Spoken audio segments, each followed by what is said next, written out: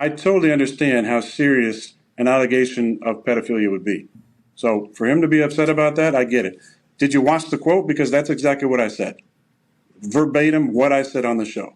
Okay? I'm not stupid enough, even though you think I'm an idiot, and you made a lot of comments about my intelligence, but I'm not stupid enough to accuse you of that with absolutely zero evidence, concrete evidence. That's ridiculous.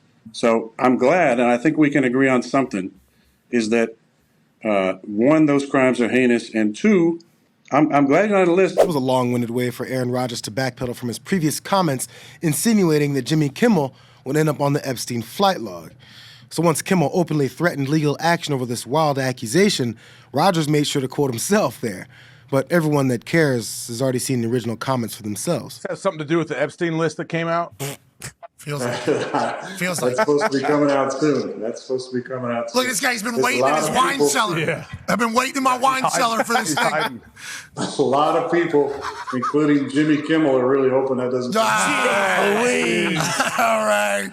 Obviously, a clip from this particular program was run on Jimmy Kimmel's show whenever Aaron brought up the list, and then Jimmy mocked him for it. Mm-hmm. Aaron has not forgotten about that, but here we are, sitting right in front of that nice bottle of scotch. Mm-hmm. What do you say? I'm waiting to celebrate something. Oh, yeah. Something He's been waiting That's for the one.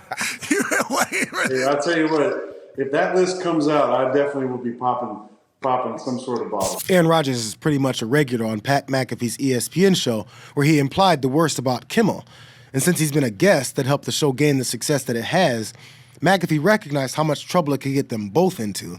So he tried to help his buddy Aaron out the next day. So everybody that comes on this stage has to be able to basically keep up with where we're headed. There's no there's no formal outline of what we're going to talk about, how we're going to talk about it. There's no A block, B block, C block. There's no scheduled conversations. There's no scheduled debates. There's no topics for you to think about before you get in there. There is just an opportunity to talk about damn near everything for 3.5 hours. And in doing so, the upside of that is some magic can come that you never knew was going to come. Absolutely. Mm-hmm. Good times can be had, laughs can be had, especially when you're rolling on 2 hours of sleep like we were yesterday after the Rose Bowl. You can have a blast. And on the flip side, there could be some things that were certainly probably, we're going to have to hear from Aaron on that, meant to be talk joke that can then become something that is obviously a very serious allegation that then leads to a massive overnight story, one in which, put baby down, sleep, haven't seen her in a while, and then I pick up my phone. Oh, boy.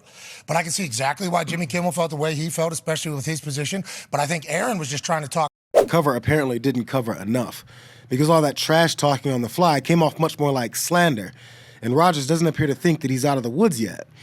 So while the legal pressure isn't off of his shoulders, the worst part is that he lobbed those Epstein bombs because he and Kimmel had been beefing since the COVID vaccine debates. It's a shame that as a Hall of Fame quarterback, his opposition to a late-night comedian over his pompous COVID claims is so strong, he felt the need to toss in some discussions about pedophilia and Epstein out of nowhere.